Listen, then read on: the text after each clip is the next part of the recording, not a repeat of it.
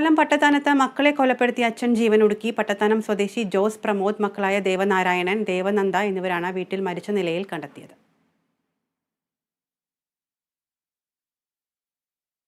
പ്രമോദ് ഒരു മത്തിക്കാറുണ്ടായിരുന്നു. വിവരം നമ്മളിതുവരെ അറിഞ്ഞിട്ടില്ല. നമ്മൾ ആകെ അറിഞ്ഞ വിഷയം എന്ന് പറയുന്നത് ഒരു പിണക്കത്തിലാണെന്ന് പറയുന്നത്.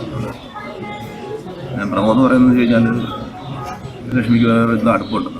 നമുക്കിപ്പം ഞാൻ അത് അംഗീകരിക്കില്ല. കാരണം വെച്ച് കഴിഞ്ഞാൽ ഇവർ സ്നേഹിച്ച് വിവാഹം കഴിച്ചത് ഉണ്ടെങ്കിൽ അത് ഇപ്പം പ്രമോദിച്ചപ്പം ഇപ്പം അവൻ്റെ ഫോണിലിപ്പോൾ ഉണ്ടാവും.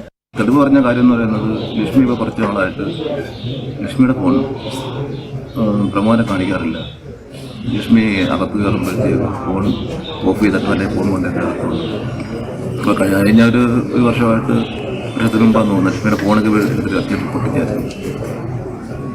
അപ്പോൾ അതൊക്കെ നമ്മൾ കൂട്ടി വായിക്കുമ്പോൾ എന്തോ ഒന്നും അതറിയില്ല. പിന്നെ എങ്കിൽ തന്നെയും ഇങ്ങനെ പറയുമ്പം എന്തായാലും എൻ്റെ അനിയനല്ലേ പറയുന്നത്. ഇവരെ ലക്ഷ്മിയുടെ അമ്മയുടെ ഭാഗത്തുനിന്ന് ഭീഷണി ഉണ്ടായിരുന്നു.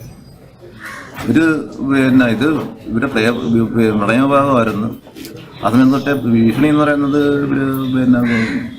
പുറത്തുനിന്ന് കൊട്ടേഷൻ കൊടുത്ത ആൾക്കാരെ ഇറക്കി പ്രമോദനം വധിക്കുന്നതിന് വേണ്ടിയുള്ള ഇതൊക്കെ ആയിരുന്നു.